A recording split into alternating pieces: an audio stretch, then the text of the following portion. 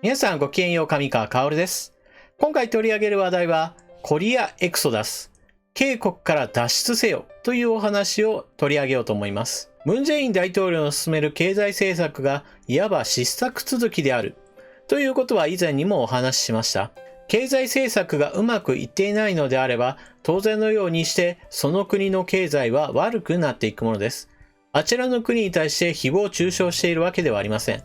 現実問題として経済政策が悪くなれば経済全体も悪くなるというのは自然の断りです。もちろん逆に経済政策が良いからといって経済が上向くとは限らないというのが経済問題の非常に難しいところであるのですが、悪いことをすれば悪くなるということに関しては全く容赦がないのが市場原理の法則です。そして今グローバル企業というものは利益が出るか出ないかというのを非常に厳密に見ています。ある一つの国にこだわらずに儲けが出る国に次々と移動していくというその移動のスピードというものは非常に速いものです。そして経済政策の失敗が多く見られている渓谷においては欧米企業が脱出することを急いでいます。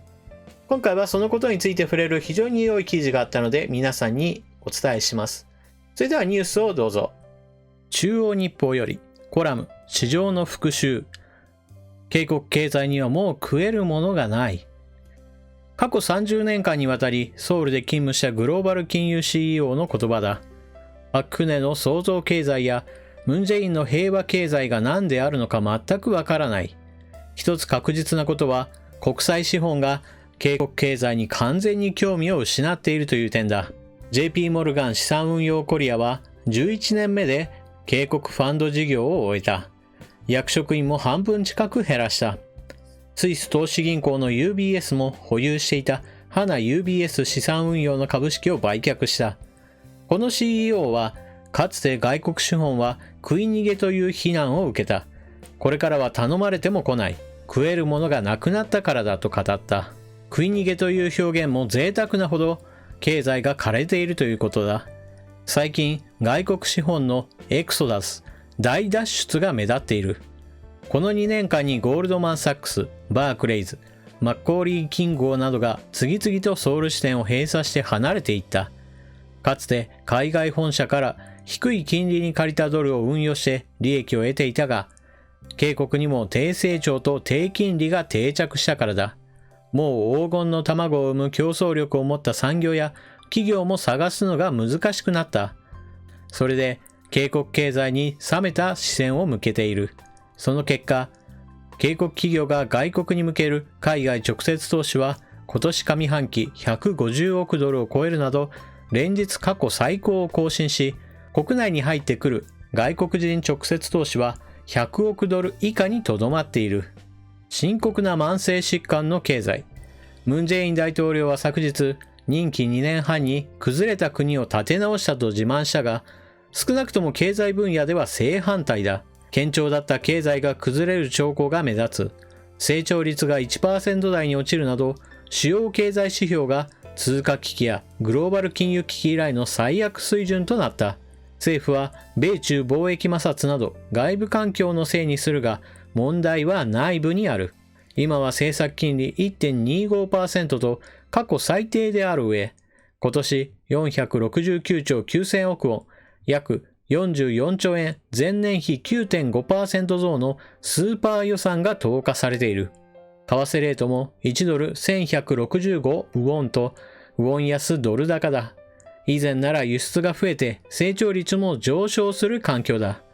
にもかかわらず輸出は11ヶ月連続で前年同期比で減少し、設備投資も6期連続マイナスとなり成長率まで落ちた。これは経済が深刻な慢性疾患を抱えていることを意味する。なぜこうした悲劇的な数値が出てくるのか。国家未来研究院のキム院長は最近のインタビューで、生産性の向上を考慮しない政策のため企業の負担が増え、競争力が落ち、さらに雇用が減る悪循環に陥ったとし、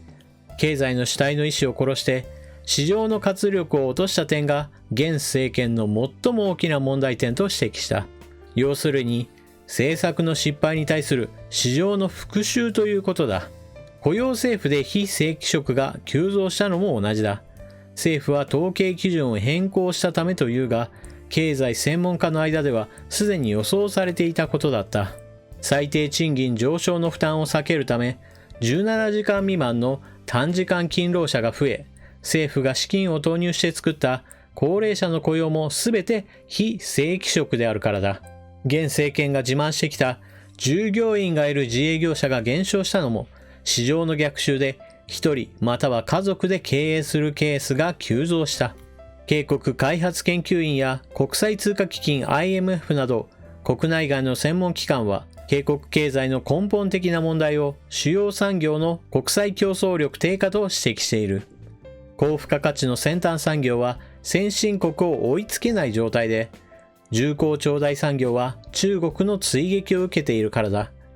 にもかかわらず、多くの政策が構造改革に背を向けて分配に偏り、労働市場の硬直性と生産性低下をもたらしたということだ。ムーディーズや S&P など格付け会社も現政権の最低賃金引き上げ、週52時間勤務制、法人税引き上げ、強い労働組合、過度な福祉拡大で実物経済が長期的低成長に向かっていると警告する。最近、警告経済の中長期的リスクが高まっているという海外メディアの警告は軽く聞き流すものではない。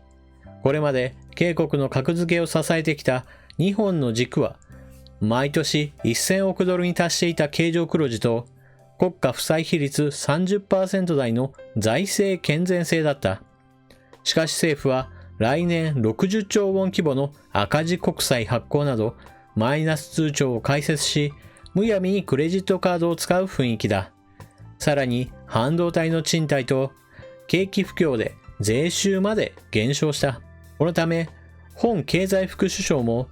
国家負債比率が近く 40% を超えて2022年には 45% に達するだろうと述べた。昨年まで680兆ウォンだった国家負債も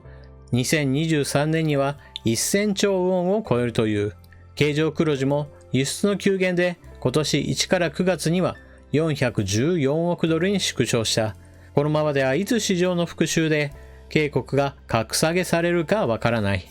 非常に長い記事ではあったのですが、その内容は濃い、そして秀逸なものでした。現在のあの国における経済問題について非常によく分析が行われています。そしてこの記事の中で触れられているコリアエクソダス、警告から脱出する欧米企業の話について少しお話をしましょう。コリアエクソダスというのは経済的な問題で欧米企業が脱出を図っているというお話ですが、これと似たような話でコレグジット、警告が西側陣営から抜けて中ロをはじめとする共産主義陣営に移るというお話がありました。ムン・ジェイン大統領の進めている政治的な反米もしくは反日、そういった陣営からの脱出というものに続いて、同じようにして経済的においても欧米企業がそこから脱出を始めているというのは非常に興味深いものがあります。多くの企業にとってその市場が魅力的であるかというのは非常に重要なものです。利益が出せるか出せないかといったこともそうなんですが、将来的にその成長が持続できるかというのは非常に厳密に見られます。それこそムン・ジェイン大統領の任期がまだ半分ですよというお話をつい先日したばかりです。これから先もムン・ジェイン政権は続きます。そしてムン・ジェイン政権が続く限りはその経済政策というものは好転しないであろうというのがおそらくは欧米企業の考え方でしょう。なぜならば上向く市場であればそこに食いついていくのが欧米の会社というものです。この記事の中でも触れられているように経済的な失策というものが次々と並べられていました。中小企業は痛めつけられる。そして大企業も同じようにして痛めつけられる。中小企業は弱体化するだけですが、大企業の場合に至ってはもうこの国に投資するのではなく、いかにして海外に投資して逃げ先を作るかということに非常に血眼になっている姿が見えます。企業が発展していく上でビジネスがしやすい環境に移動していくというのは自然の流れです。日本国内においてもより安く生産できるならばという形で海外に工場が移転するというのはよく見られたことです。事務経理などに見られるようないわゆるデスクワークについても海外に移転するというような動きもあります。また、そのさらに先の話としては、AI やコンピューターの活用などにより、仕事そのものを効率化して人間の手のかからないようにしようといった動きもあります。そういった業務の効率化といったものの先にあるのは、実は雇用の創出です。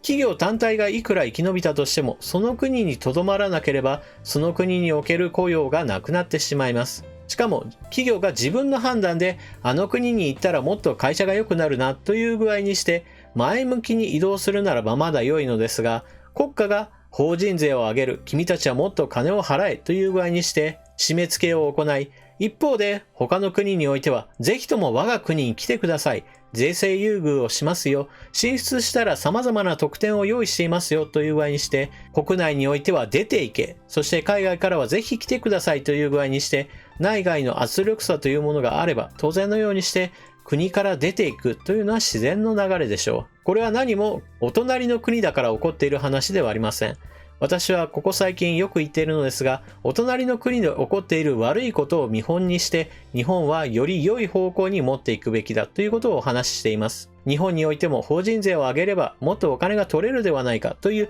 単純なお話をする方が多いのですが、それを行うことによって何が起こるかというその悪い見本がつい隣にあるのです。この記事でも触れられているように、企業の力を奪うことによって雇用が失われるという現象があちらの国だけではなく日本においても起こる可能性は十分にあります。実際企業に対する減税もしくは法人税が安いですよということを売りにしてアメリカ経済が持ち直していたりもしくはシンガポールが繁栄を続けていたりという私たちは具体例を実際に知っています。お隣の国の惨状を見て、ああお隣の国からはどんどん欧米企業が脱出している。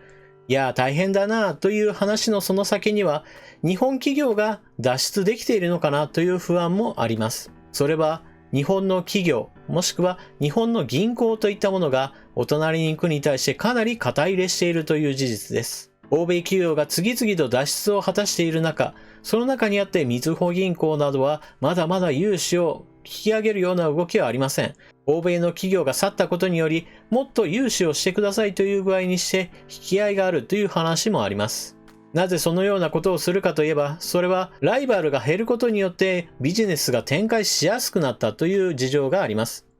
みずほ銀行にしてみれば、ライバル銀行やライバルの投資会社というものがどんどん減ってくることによって、自分に声がかかる機会が増えているというようなことを感じるでしょう。そのために目の前にあるビジネスをつかみに行っているのだとは思いますが、私にはそれは最終的に大きな被害を被るのではないかと心配でなりません。それこそムン・ジェイン政権における経済成長というものは非常に低成長になるでしょう。そして中小企業がダメージを負い、そして一部の財閥企業のみが海外展開を果たすことによって生き残るというような形になると思います。特に資本の強いサムスンなどはおそらくあの国からどんどんと脱出を図るそのだけの体力があります。そういった一部の体力のある企業だけがグローバル企業としておそらくはあの国から脱出することによって生き残るでしょう。そしてあの国から脱出できないような中小企業たちが大きな経済危機に巻き込まれた時に、その時に被害を被るのは日本の銀行の可能性があります。かつてリーマンショック危機というものがあった時に日本企業に対するダメージはあまりないのではないかという話がありましたが、実際には日本の銀行にもとてつもないダメージが出ました。それと同じようにしてお隣の国で経済危機が起こった時にみずほ銀行が多大なダメージを受け、それが日本経済にダメージを与えるかもしれないというのは一つ覚えておく必要があるかもしれません。もちろんみずほ銀行がこれ以上の投資もしくは融資といったものについて考え直して徐々に引いていってくれたらいいのになというふうに私は思っています。皆さんはこのニュースについてどのような考えをお持ちでしょうか。ぜひともコメントを書き込んでいってください。それでは動画を最後までご視聴いただきありがとうございました。動画を見終わったらぜひとも評価ボタンのクリックをお願いします。それでは次の動画でまたお目にかかりましょう。またね。